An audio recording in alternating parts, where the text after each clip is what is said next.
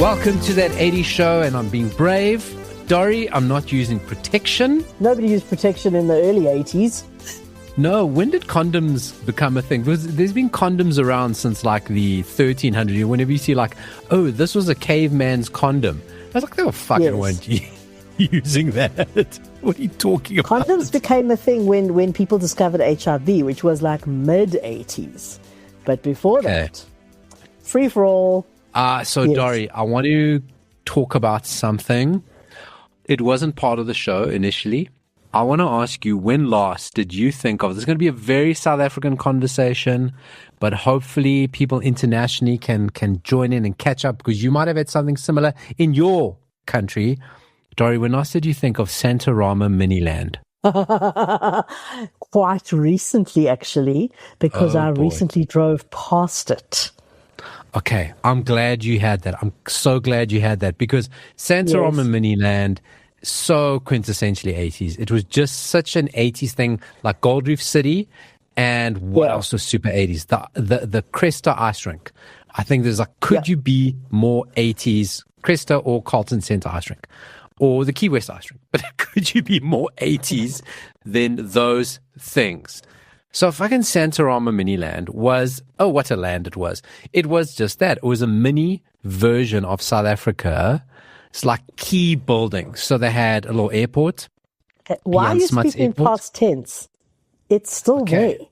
Right. Let's talk about Miniland, right? So it had Jan Smuts Airport. That was my favorite. I loved the fact that is the airport, and you had the little planes, the little SAA planes, and you had the little people. Oh, and while I'm talking about SAA, maybe you have stumbled upon the show, because perhaps you took a flight on SAA recently, on an international flight, and you're going, oh, I'm tired of watching the movies, or I'm tired of watching that little joke channel where they do the pranks, and let me go listen to the best of South African podcasts. And what did you find there? You found that 80s show now on SAA airplanes, and you can't escape. You can't leave. You have to listen to us. You can't walk out of the podcast. I suppose you can switch it off, but you cannot walk out on us, Dory. That's where we are now. We've joined the Mile High Club.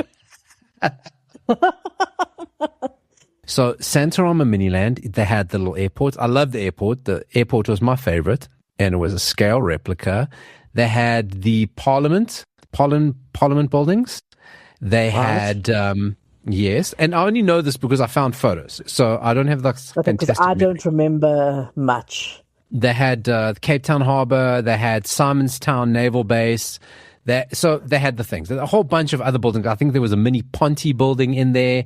So we're just getting super 80s. Was there a mini Fontana chicken there? I would like to think that there was a mini Fontana chicken and mini Bella Napoli somewhere in there. Oh, for sure. Okay. Yes. Okay. But the big draw card, and this was the part where we're like, and you could take a little train. So you took a little train, and the train took you around. It was a mini train. It was driven by a mini man, I assume. I can't remember. And it took you around. But the highlight, or the low light, but the creepy as shit version, was the replica of the Dromedaris. Now, if you don't know, the Dromedaris is the ship that brought the colonizers to South Africa. Okay. Yes. And you can recreate the only history we were taught. Yes. You can recreate all the colonizing that they excelled in, of Jan van Riebeeck and his chommies. Out front was a massive Jan van Riebeeck statue that stood over 2 stories tall, Dory? Humongous. You could see it from space, probably. Yeah. And he had like a massive bulge in his pants. I'm going to share a photo with you, Dory. I want you to take a look at this massive Jan van Riebeeck. Look at him there. Look at him. I mean, what a fucking great time he's having. It's very Gulliver's Travels, actually. Well, that was the whole thing, was very Lilliputian. I'm so glad I said that. I knew at some point I was going to have to say Lilliputian, and I'd said it twice now. But that's what the whole feeling was. And yes, he could be Gulliver. He was on some travels with spices and trade routes. And there he is in his full Jan van Riebeeck glory. Later, you may recognize him from the Firebrand notes, but that is him. And that is Santarama Miniland. What a fucking weird time to be alive. Just crazy. You say, I was speaking about in the past tense. When did you drive past? When did you drive past there? A few months ago. Okay, and what did you see? I saw the Jan van Riebeeck statue. That's how I knew I was at Miniland. I wouldn't have known otherwise. and what state is he in? Oh, terrible. Like, literally the paint's peeled off. A lot of the paint's peeled off. But, I mean, you can still see the shape of it. The shape has much. I think a lot of the paint is peeled off. Maybe some of the sharpness of the features are not so sharp no more. Look, I drove past relatively quickly, so I didn't get a very good look. I just was like, I didn't know where I was going. I was going to a friend who lives in that area, and I was Google mapping it. And I was like, where the hell am I? And then all of a sudden, turn a corner, and there's this giant Jan van Riebeeck. And I was like, oh my God, I know exactly where I am now. I'm so surprised now that it could. Now, it's probably still there because it's fiberglass. Like, you got no use for a 2-story tall fiberglass colonizer. Like, nobody needs that. Nobody has use for that. That's okay. Or you have a very specific use for it. I wonder if in a midnight raid, Noel Opperman and I, the curator supreme of the Retro Fair, go and steal him. We load him back into Noel's white van and we take him to Pretoria with his spiritual home. Well, he could be the mascot of Retro Fair. He can be the mascot of Retro Fair. Come on, like we fix him up, we paint him up nicely again. Like, remember when they had like those cows, those fiberglass cows for charity, and businesses could like paint it? Yes. Like, do we have decorate Jan? You know, is this what, you know, this is maybe our contribution, donation, reparations, I say, and then you paint him however you want and put him on in front of your business or your place of work. So I'm picturing a heist. That 80 show Heist, where we steal Jan van Riebeeck. Dory, are you in? I'm in. Okay. You didn't sound very convinced. We're going to work on decolonize Joburg.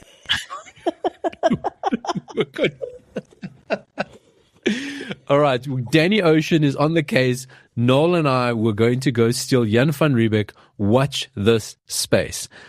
But that, Dory, is not the weirdest thing about Santarama Miniland. So I start looking, is it still open? Because I can't imagine it is. Then my wife reminds me, at some point when my daughter was very small, we thought, let's get it all in our nostalgia feels and take her there, because we don't know if it's open. I don't even think we went in because we were afraid of hepatitis B, C, and D, right? So we didn't even go in, right? And it's not operating as the Miniland, which I think is a waste. Like, why wouldn't you like recreate it? But anyway, there's still something called Santarama Funland, which looks newer, looks to be on the same site area-ish, and that's operating like family fun place, jumping castles, balloons, clowns. Great. This is what we're doing. Right. Now, you go, okay, well, we've got Santarama Miniland as a place everyone in Joburg remembers, and you probably have a Miniland of your own in your own country, right? It's not an uncommon thing. It was like, this is what people were doing in the 70s and 80s. Let's make things small. Let's make it with the technology. And you go, okay, that's weird enough as it is. We missed this because in 1997, another statue gets added to Santarama Miniland. Oh, wait, okay, I know this one. Ooh, who is it? It's Michael Jackson. Michael fucking Jackson. Because I had forgotten that, and I don't think the Michael Jackson is still there, to be honest. I didn't see it. But I was reminded, because when I came home and told my husband about seeing Jan van Riebeeck, he was like, oh, but remember the Michael Jackson? And I was like, now that you mention it... It's getting very weird, right? Yeah, so those two just go so well together. You know, why not? Why not? Now, how this fucking thing comes about is that in 1997, when Michael Jackson did his history tour, he put in all his locations that he's doing a concert, they would put a massive Michael Jackson statue. Again, this thing's huge. It's like double story, a massive Michael Jackson statue. And because he was performing in Johannesburg, one of them popped up in Johannesburg, right around the time of the concerts. And as Michael Jackson in that like fucking stance, he's like standing in this like pseudo military gear. Okay. That kind of look. Late 90s Michael Jackson. And after the history tour, he donated the statue because Santarama Miniland was founded and funded and was for the benefit of SANTA, the South African National Tuberculosis Association. That's where the Santa in Santarama comes from. Not Santa in Santa Christmas. That's where it comes from. Yes. I might have known that and forgotten it or never known it. Who knows? Right. I think we did. Remember they used to have the little tuberculosis, or it's the little polio kids that used to put your coins in at the supermarkets. Yes. They had that little polio girl and polio dog. Yeah. So they had those. We cured polio. So we've got nothing to do with them anymore. Polio's gone. Right. So they had the Michael Jackson. He left the statues and he now donated it. Said, right, you have this because now it's an exhibition. There's a new thing. People are going to come and see Michael Jackson's statue. It looks like he's wearing a G-string, but that's got nothing to do with us. I actually think it might still be there. It has to be. Who's moving that thing? That thing's solid. Okay, road trip, excursion, recce for the heist. No, recce double for heist. You got a recce. Stealing both. One inside the white van, one on top of the white van.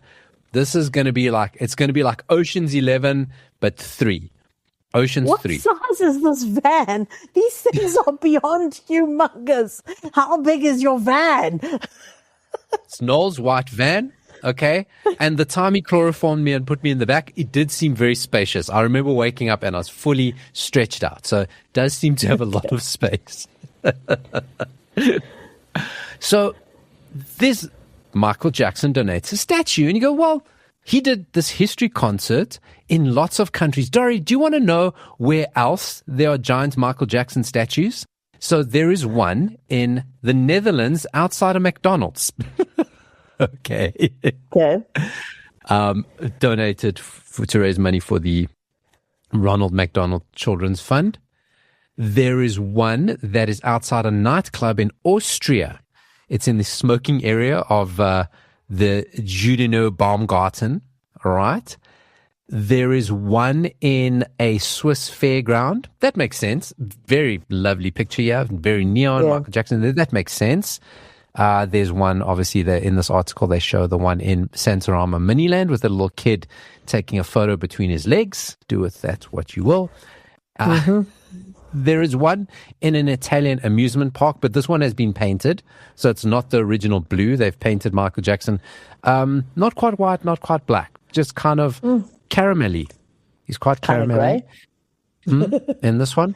And that is where just some of the Michael Jackson statues have appeared. Now, of course, one is headed to the Pretoria Retro Fair, which will take pride of place.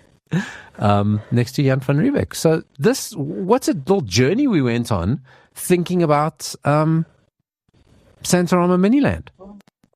I'm glad we got to talk about Michael Jackson because, of course, we got to talk about Michael Jackson now. Michael, the movie, is breaking all the records. It's pushing his albums. He's number one all over the place. And it just helps. It just helps little online creators like us to talk about things like that.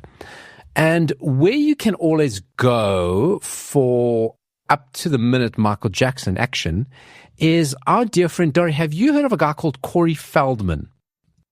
Name's familiar. Sea Dog. He goes by Sea Dog. Sea Dog. The last we heard of him, the last we saw him, he was doing a Michael Jackson impersonation with Alien Ant Farm. So Alien Ant Farm did Smooth Criminal, and they bring out in a beer garden, How the Mighty Have Fallen, and they bring out Corey Feldman to do something. He was present. He was Michael Jackson adjacent. He was doing his best. And also we empathize. We kind of said, look, as I've gotten older, I've forgotten how to dance. And it seems like it's a thing. It's a thing that happens. Right, Dori? Completely. Well, I've never known how to dance, really, so I don't know if it's an age thing. Okay. But yeah. So now, Corey Feldman, we know he knew Michael Jackson. He was friends with Michael Jackson. He was of Michael Jackson. He was a young boy at the time. Loves Michael Jackson. Considers himself a Michael Jackson impersonator, Dori. You'd imagine when they have the big Hollywood premiere for Michael, you're going to have all his friends there. Magic Johnson was there. Martin Lawrence was there. Friggin' Tori Spelling was... her of plastic surgery in Beverly Hills 90210 fame was there. But Corey Feldman wasn't there, Dori. Was he not invited? This poor man, Dori. This poor man. Because the last we heard of him, he wasn't invited to the Oscars to take part in the Rob Reiner tribute. Do you remember that from a few months ago? Yes, because they had everyone from Stand By Me, and they didn't invite him. And he said at the time, it was like a family reunion that I didn't get invited to. And he didn't get invited because there was no space. So that's what happened then. And again now, Dori, administrative issues meant that he missed his invitation, Dori. Administrative issues. A miscommunication prevented him from rocking up. You know that the organizers were like, we'll just say his invitation got lost. So here's the official quote story from TMZ. A rep for Feldman, not Feldman, a rep for him. Because remember when you found the email that you can pay him to be on your podcast? Right. And it was sent by somebody called Dory Schmeldman or something like that, okay? That's his manager's name. So a rep for Feldman, a.k.a. Dory Schmeldman, tells TMZ the actor did not receive an invite to the Michael premiere about a month before it went down, but his manager, Rory Spellman, in the midst of dealing with a personal issue, thought Corey's attendance was confirmed when they actually had to reach out and get put on the list. So between his rep and his manager, they just assumed that his attendance was confirmed. His team circled back, because that's what you do. They circled back just before the event, and they were told organizers said he was never officially confirmed, and it was too late. Basically, they told him to beat it. That's bad. So bad. That's bad. It's bad. So bad. It's bad, you know. So bad. So, it's bad. Here, story. It's bad. Got it. Eventually. Took a while. Oh, no, Dory. No, Dory. I actually feel very sorry for him. I really do, actually. Feldman's rep, once again, Dory Schmeldman, says he was naturally a bit curious to see the movie, but adds the star thinks everything happens for a reason, and it was probably for the best. Oh, man. I now get visions of him sitting at home and watching it alone, crying. It's so sad, man. It's just sad. I mean, Corey, get new people, or get a person, because you're obviously trying to handle all the shit yourself. This is obvious. You're trying to make yourself seem bigger than you are. I know what he's doing here, Dory. He needs a person, just even like part-time, like half day, Wednesdays and Fridays.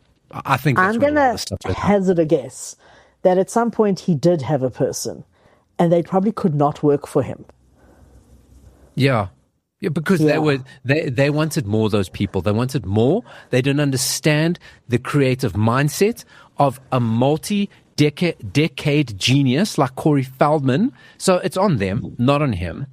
Right. But this is shame, man. I just imagine poor Corey sitting there all dressed up in his finest Michael Jackson outfit, sitting on his little step, waiting for the limo. Where's the limo? I can see the lights. I'm looking down by the Chinese theater in Hollywood, and I can see the cross lights going, and they're projecting like MJ into the sky, and he's looking at it from Beverly Hills, and he's going, where my limo will come? My people said they will pick me up, and alas, no. And then he just goes back into his house and moonwalks himself to bed, and that's just sad. That's just so sad. Get some people, Corey. Oh my God. Oh man, get some people, Corey Feldman. Now, we are carrying on with the fiberglass and manufactured and plastic people theme because we spoke about Jan van Riebeeck, we spoke about Michael Jackson and Tori Spelling, and now we are going to talk about something. Dory, last night, ahead of recording the show, I sent you an image and I said, no context image for tomorrow. We are now going to need you to talk about this image. It will go on that 80 Show essay page on Facebook. It'll also be in the show notes that you can look at. I want you to describe this image, and I want you to, because I know you wouldn't have done Google reverse image on it to figure out what it is. I have no idea what it is. No idea. Okay. But what is it as you see it? Okay, so it's two frames. In the one on the left, there's like a pudgy-looking guy with glasses falling off his nose, and he's holding a rather large glass of beer. He's wearing a tan jacket and a white shirt. There's not much more to say than that. And on the right is he doesn't look human. The one on the left could be human. The one on the right looks very much like one of those spitting image puppets. So I'm guessing it's something like that. And he looks like he's got a dark jacket on, he's got sunglasses on his shirt. He's got a very strange expression on his face. He looks like he might be supposed to be Sean Penn. I'm not sure if it's supposed to be Sean Penn. Looks vaguely like a bad version of Sean Penn. The one on the left could be John Candy, maybe? Maybe John Candy. Okay. That's all I can say, really. I don't know. Am I like way off the mark? Okay, Dory. So you aren't right on the mark with this thing of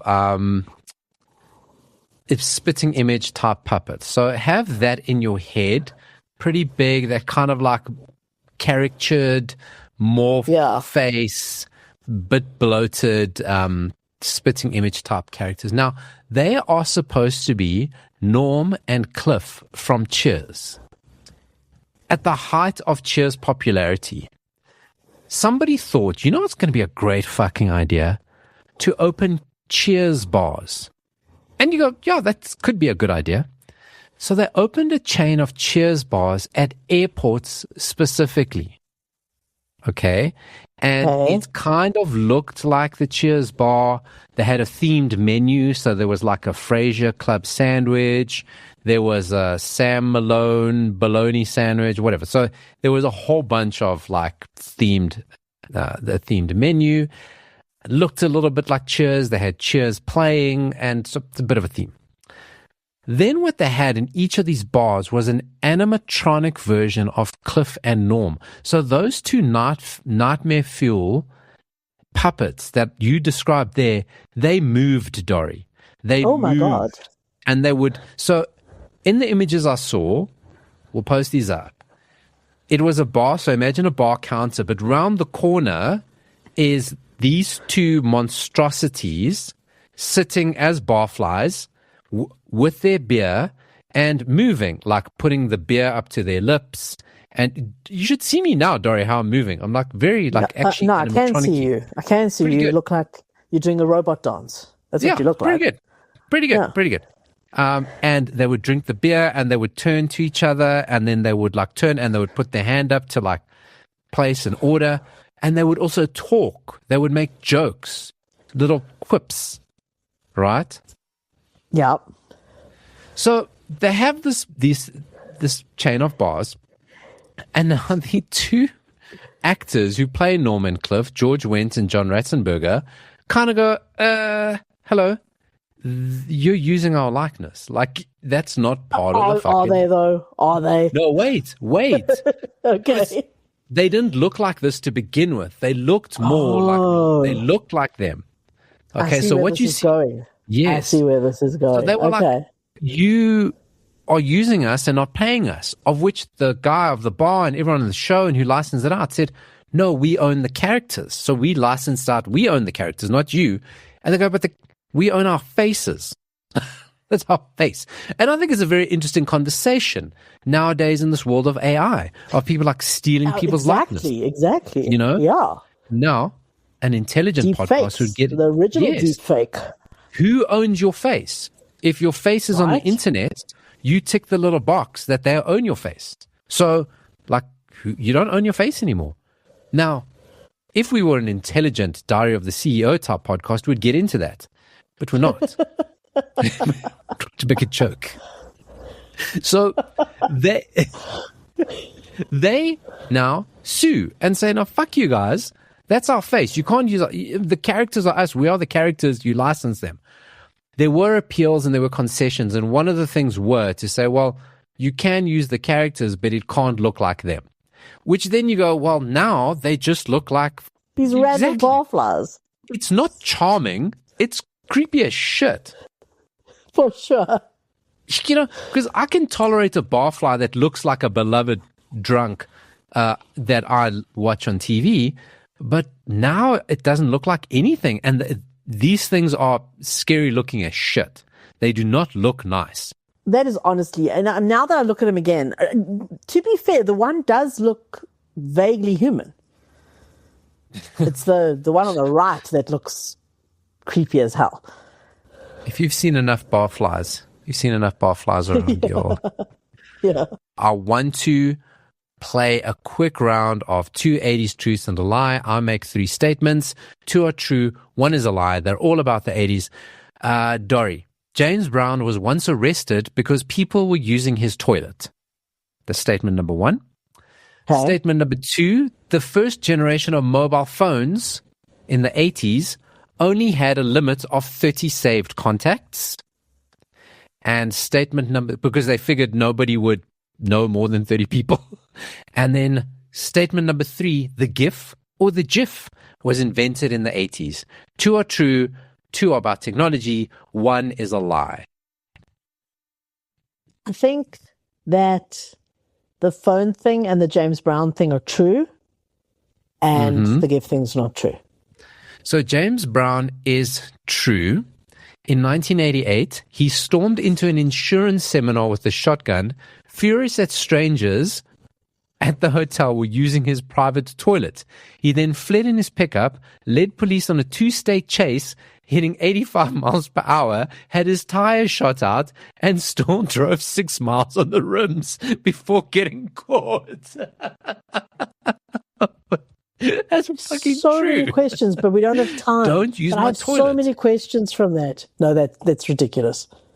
The mobile phone is a lie, but the GIF was invented in the 80s because what happened is in the early days of the internet, people wanted to send around color files and image files, but they couldn't because the internet wasn't big enough. The teeny little pipe that couldn't send all the internets. So they compressed stuff. And now if you actually think about how in the early days of the internet, how we used to share images and the way they looked and video clips, they looked like GIFs. I thought that the phone thing sounded logical, though. Also, GIF Richard, that artist from the 80s, saying mistletoe and wine. Anyway, that didn't quite work. GIF Huxtable. Let's go with that one. So this has been that 80s show. Everything. Give it up. On the show today. And listen, if you got any ideas, if you got experience in heists, okay, we are looking for you. Send us a private message. We need experience in heists. We don't want anyone to know about this plan. We've got to keep it on the DL. Top secret. We Except may need a bigger van. Anyone traveling on SAA knows about this plan. If you're listening to this in the air, okay, and you think you could get us on the plane because the van might not be big enough.